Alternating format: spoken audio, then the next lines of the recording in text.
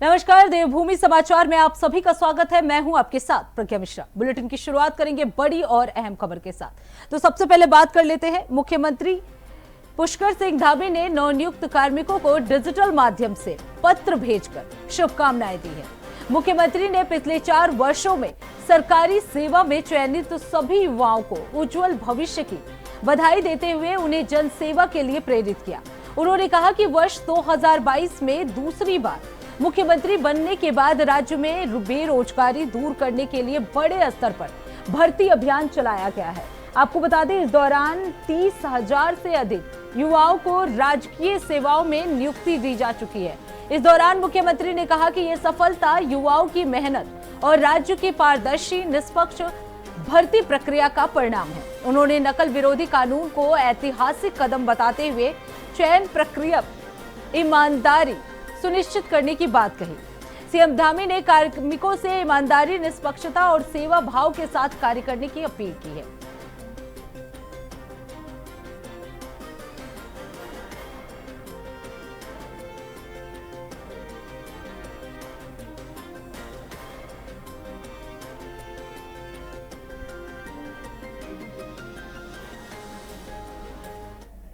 अब रुक कर लेते हैं अगली खबर की। देहरादून में मुख्यमंत्री पुष्कर सिंह धामी ने एचडीएफसी बैंक की सीएसआर पहल के तहत उपलब्ध कराई गई 4 अत्याधुनिक एम्बुलेंस की फ्लैग ऑफ किया है। ये कार्यक्रम मुख्यमंत्री कैंप कार्यालय में आयोजित हुआ। मुख्यमंत्री ने इस दौरान कहा कि राज्य सरकार दूरस्थ और पर्वतीय क्षेत्रों तक बेहतर सेवाएं पहुंचाने के लिए लगातार प्रयास कर रही है।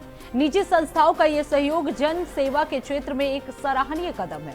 इन एम्बुलेंस से आधुनिक चिकित्सा उपकरण और आपातकालीन सुविधाएं उपलब्ध हैं, जिससे मरीजों को समय पर उपचार मिल सकेगा। प्रारंभिक चरण में ये एम्बुलेंस चमोली, चंपावत, पिथौरागढ़ और रुद्रप्रयाग जिलों में सेवाएं देंगी। बैंक ने अगले 3 वर्षों तक इसमें डॉक्टर, नर्स, अटेंडेंट और चालक की व्यवस्था भी सुनिश्चित की है। मुख्यमंत्री ने उम्मीद जताई कि ऐसी पहली आपदा प्रबंधन और कुंभ जैसे बड़े आयोजनों के लिए भी उपयोगी साबित होगी।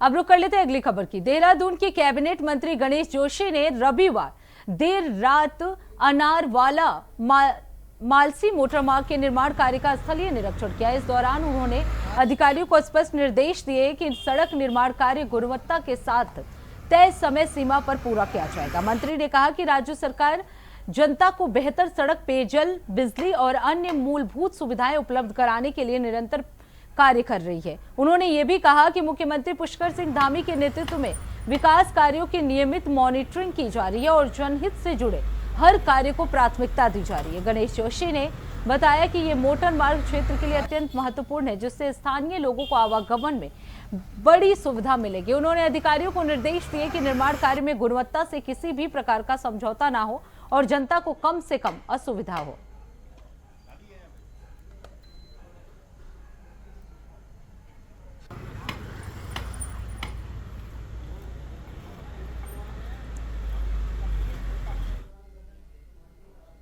अब रुक कर लेते हैं अगली खबर की। बीजेपी के राष्ट्रीय अध्यक्ष नितिन नवीन के दौरे को लेकर कांग्रेस ने जुबानी हमला बोला है। कांग्रेस प्रदेश प्रवक्ता शिषपाल बिष्ट ने कहा कि बीजेपी सरकार के मंत्री दौरा करें या राष्ट्रीय अध्यक्ष उत्तराखंड को कोई लाभ नहीं मिला है। कांग्रेस नेता ने कहा कि उत्तराखंड की समस्याओं का अंबार लगातार बढ़ रहा है।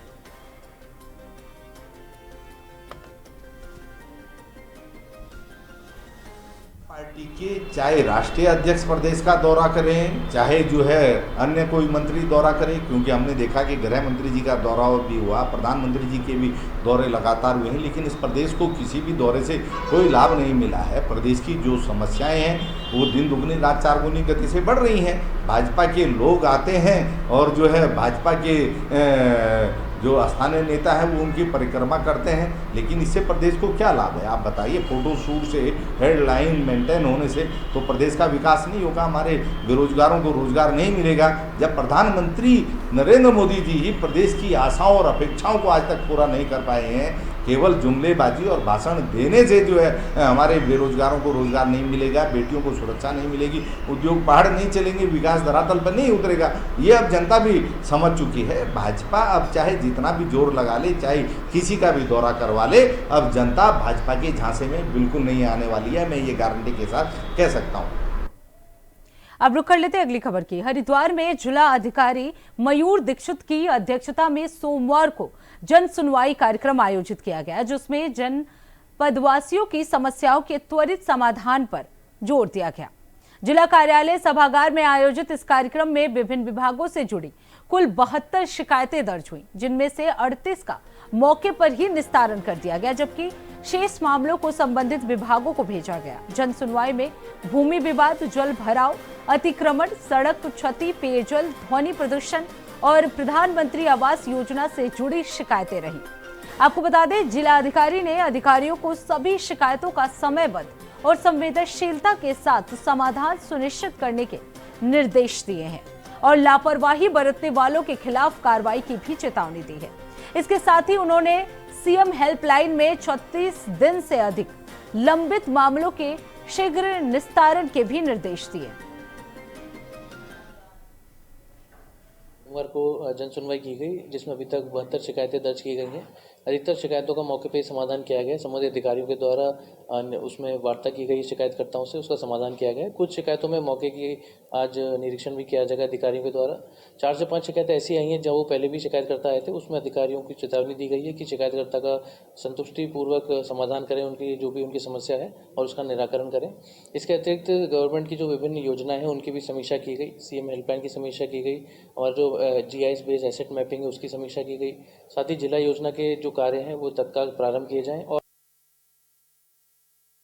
तो प्रयागराज से जुड़ी इस वक्त की एक बड़ी खबर आपको बता दें, सिविल लाइंस इलाके में विट्ठल होटल में भीषण आग लग गई है। फायर ब्रिगेड की कई गाड़ियां आग बुझाने में लगी हैं। वहीं आपको बता दें, ट्रांसफार्मर में ब्लास्ट के बाद यह भीषण आग लगी है। 12 से ज्यादा लोगों के फंसे होने की आशंका जताई जा रही है। होटल में रेस्क्यू ऑपरेशन जो है वो लगातार जारी है। तो आपको बता दें, प्रयागराज से जुड़ी है इस वक्त की बड़ी खबर आपको बता दें, विट्ठल होटल में भीषण आग लग गई है। आपको बता दें, फायर ब्रिगेड की कई गाड़ियां आग बुझाने के लिए वहां पे पहुंच चुकी है। ट्रांसफार्मर में ब्लास्ट के बाद यह भीषण आग लगी है, जिसमें 12 से ज्यादा लोग फंसे हुए हैं। तो ये बड़ी जानकारी, बड़ी अपडेट आपको हम बता दें, प्रयागराज से जुड़ी ये बड़ी खबर सामने आई है, जहां सिविल लाइंस इलाके में आग लगी है। विट्ठल होटल में यह भीषण आग लगी है। इसके साथ ही आपको बता दें, ट्रांसफार्मर में आग लगने के बाद ये बड़ी घटना जो है वो सामने आई है। वहीं 12 से ज्यादा लोगों के फंसे होने की आशंका जो है वो जताई जा रही है। तो प्रयागराज से जुड़ी ये बड़ी जानकारी, बड़ी अपडेट आपको हम बता दें, सिविल लाइंस इलाके में भीषण आग लगी है। विट्ठल होटल में ये भीषण आग लगी है। आपको बता दें, फायर ब्रिगेड की कई गाड़ियां मौके पर पहुंच चुकी हैं और आग बुझाने का कार्य कर रही है। वहीं आपको बता दें, ट्रांसफार्मर में ब्लास्ट के बाद यह भीषण आग लगी, जिसमें 12 से ज्यादा लोग फंसे हुए हैं। होटल रेस्क्यू ऑपरेशन जो है वो लगातार जारी है। तो तस्वीरें आप देख सकते हैं। यहाँ पे देखिए, आपको बता दें, ये भीषण आग लगी हुई है। 12 से ज्यादा लोगों के फंसे होने की आशंका जताई जा रही है। तो सबसे ऊपरी फ्लोर पर ये भीषण आग लगी है। मौके पर दमकल की गाड़ियां जो हैं वो मौजूद है। लगातार आग बुझाने की कोशिश की जा रही है। तो होटल में रेस्क्यू ऑपरेशन जो है वो लगातार जारी है। विट्ठल होटल में ये भीषण आग लगी है। एक्सक्लूसिव तस्वीर आपको हम दिखा रहे हैं, जहां पहले ट्रांसफार्मर में आग लगी, ट्रांसफार्मर में ब्लास्ट हुआ, तस्वीरें आप देख सकते हैं। उसके बाद वहां के एक होटल, विट्ठल होटल में उसके बाद से ये आग लगी। तो सबसे पहले ट्रांसफार्मर में ये ब्लास्ट हुआ है, तस्वीरों को आप देख सकते हैं। ये एक्सक्लूसिव तस्वीर आपको हम दिखा रहे हैं। 12 से ज्यादा लोग जो है इसमें फंसे हुए हैं। चढ़ने तो बेटा चढ़ के देखेगा। ये एक्सक्लूसिव तस्वीरें आपके टीवी स्क्रीन पर, जहां आप देख सकते हैं पहले ट्रांसफार्मर के सबसे ऊपरी फ्लोर पर यह भीषण आग लगी। उसके बाद जो होटल, विट्ठल होटल है, वहां पर भी आग लगी है, जिसके बुझाने का कार्य जो है वो लगातार जारी है। आपको बता दें, 12 से ज्यादा लोगों के फंसे होने की आशंका जो है वो जताई जा रही है। होटल में रेस्क्यू ऑपरेशन जो है वो लगातार जारी है। तो टीवी पर आप ये तस्वीरें देख सकते हैं, कितनी भीषण आग ये लगी हुई है। पहले ट्रांसफार्मर में आग लगी, उसके बाद होटल भी इसके प्रभाव में आ गया और होटल में भी ये भीषण आग लग गई। वही इस खबर पर विस्तार से जानकारी देने के लिए शोएब रिजवी हमारे साथ प्रयागराज से जुड़ चुके हैं। शोएब, आखिर ये आग कैसे लगी?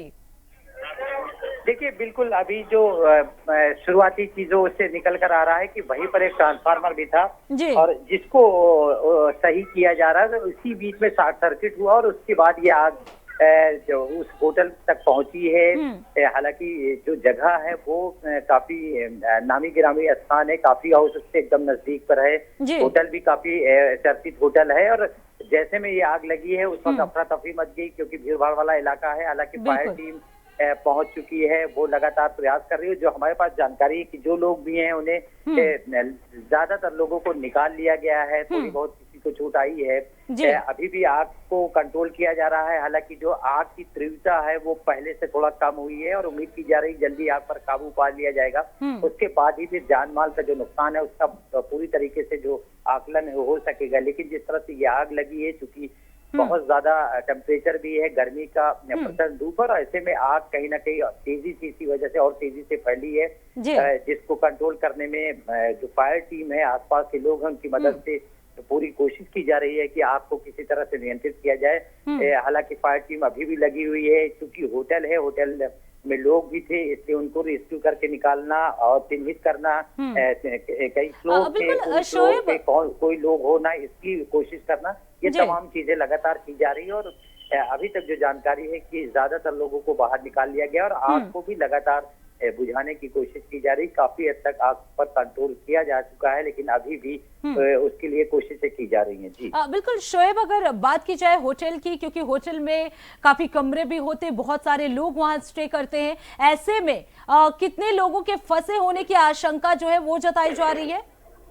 देखिए, शुरुआत में ये चीजें निकल कर आई कि 10 से 12 लोगों के बारे में, लेकिन अब ज्यादातर लोगों को ऐसा बताया जा रहा है कि रेस्क्यू कर लिया गया है। फिलहाल अभी जब आग पूरी तरीके से बुझेगी और उसके बाद सर्च करने के बाद चीजों को और बेहतर तरीके से कहा जा सकता है। फिलहाल जो लोग थे उन्हें ज्यादातर या वो निकल कर बाहर आ गए हैं या उन्हें निकाल लिया गया है, लेकिन आग अभी भी पूरी तरीके से बुझी नहीं, उसे बुझाने की कोशिश की जा रही है। जब आग बुझेगी तो उसके बाद तमाम चीजें हैं उस पर जरूर मंथन होगा। जो आग के नियम हैं इस तरह के होटल में, उसका कितना पालन किया जा रहा था, आग जिस तरह से फैली, उसकी असली वजह क्या है, ये तमाम पहलू पर भी विवेचना होगी। लेकिन अभी जो प्रायोरिटी है वो फायर टीम की ये है कि आग को जल्द से जल्द बुझाया जाए और आग से कोई फंसा हो तो उसे बाहर निकाला जाए। जी बिल्कुल शोएब, आप नजर बनाए रखिएगा। फिलहाल इस खबर पे ज्यादा जानकारी के लिए बहुत बहुत धन्यवाद। तो फिलहाल रुकते एक छोटे से ब्रेक के लिए, ब्रेक के बाद जल्द लौटेंगे। देखते रहिए इंडिया वॉइस।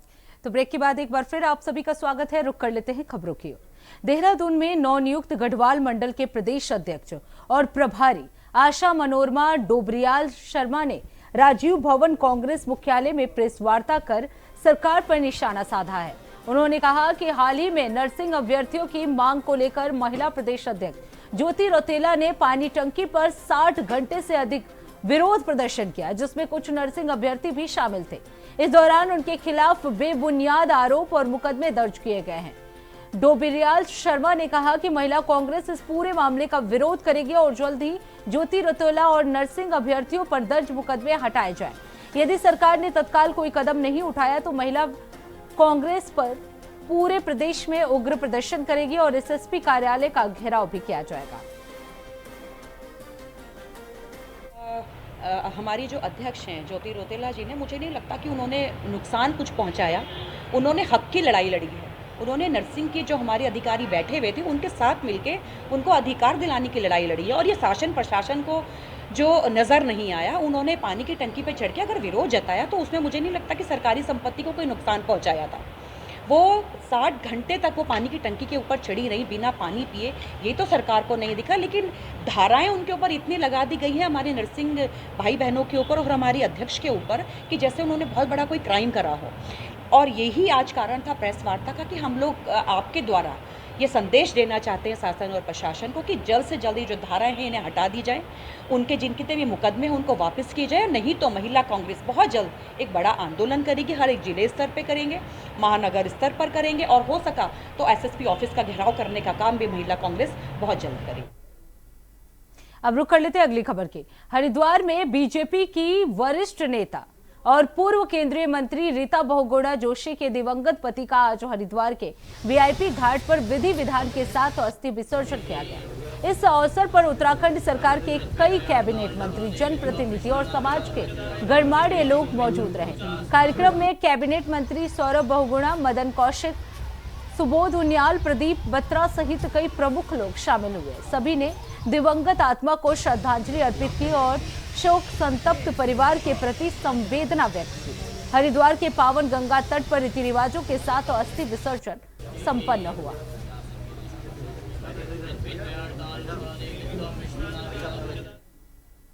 अब रुक कर लेते हैं अगली खबर की। देहरादून के सरकारी अस्पतालों में एंटी रेबीज वैक्सीन की किल्लत से जूझ रहे मरीजों के लिए राहत की खबर है। मुख्य चिकित्सा अधिकारी डॉक्टर मनोज कुमार शर्मा ने बताया कि जिले में रेबीज वैक्सीन की उपलब्धता अब धीरे धीरे सामान्य हो रही है। पिछले कुछ समय से सप्लाई बाधित होने और निजी विक्रेताओं के पास स्टॉक कम होने के कारण अस्पतालों में दिक्कतें सामने आई थी। हालांकि स्वास्थ्य विभाग ने स्थानीय खरीद के जरिए सीएससी और पीएससी स्तर पर वैक्सीन की निरंतर आपूर्ति सुनिश्चित की है। सीएमओ के अनुसार हाल ही में महानिदेशालय से लगभग 1000 एंटी रेबीज वैक्सीन प्राप्त हुई है।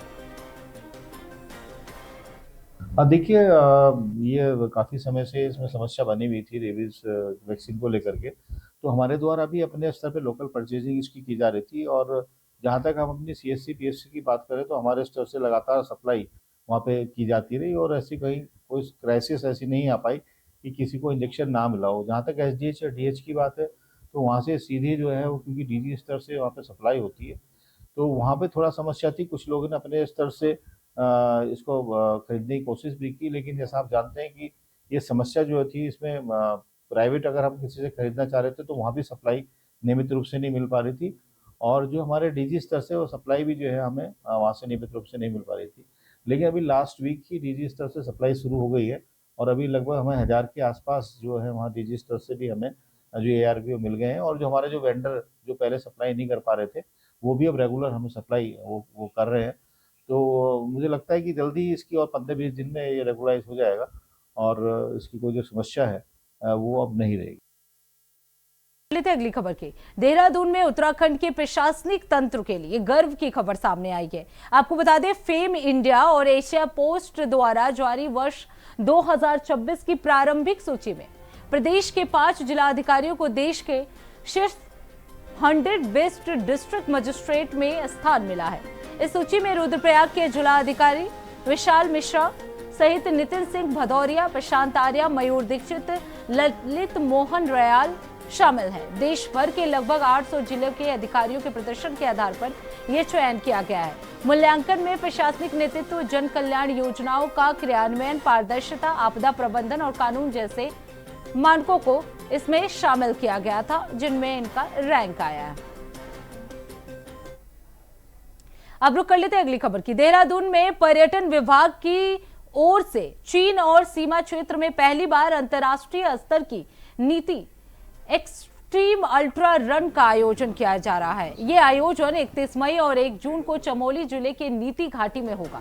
इस इवेंट के लिए ऑनलाइन पंजीकरण की प्रक्रिया पहले ही पूरी हो चुकी है। आपको बता दें, पर्यटन विभाग का उद्देश्य सीमांत क्षेत्रों में साहसिक पर्यटन को बढ़ावा देना और उत्तराखंड के दुर्गम इलाकों को वैश्विक पहचान दिलाना है। पर्यटन सचिव धीरज गर्ब्याल के अनुसार ये प्रतियोगिता में देश के 27 राज्यों से लगभग 1000 प्रतिभागी हिस्सा ले रहे हैं। ये अल्ट्रा रन न केवल खिलाड़ियों के लिए चुनौतीपूर्ण होगा बल्कि नीति घाटी की प्राकृतिक सुंदरता के लिए भी चैलेंज है। देखिए, उत्तराखंड के इतिहास में हम लोगों ने पहली बार आदि कैलाश में अल्ट्रा मैराथन आयोजित किया था नवंबर के महीने में, और माननीय मुख्यमंत्री जी के निर्देश पे एक और हम अल्ट्रा मैराथन हम नीति वैली में आयोजित कर रहे हैं। इसकी विशेषता ये है कि लगभग ये भी 14,500 की हाइट से आपका स्टार्ट होगा और लगभग 75 किलोमीटर की दूरी अल्ट्रा मैराथन के जो रनर्स हैं वो तय करेंगे। और पूरे वर्ल्ड के कंटेक्स्ट में देखोगे अगर अल्ट्रा मैराथन के, तो ये 5वें 6ठे नंबर पे इसका भी नंबर आएगा।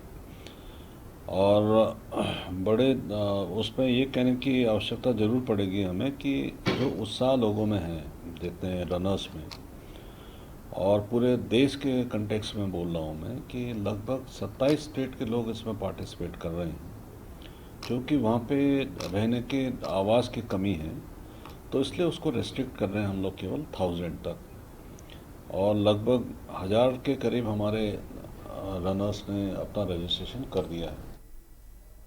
तो इसी के साथ देवभूमि समाचार में बस इतना ही। देश दुनिया की तमाम बड़ी खबरों के लिए देखते रहिए इंडिया वॉइस। तब तक के लिए नमस्कार।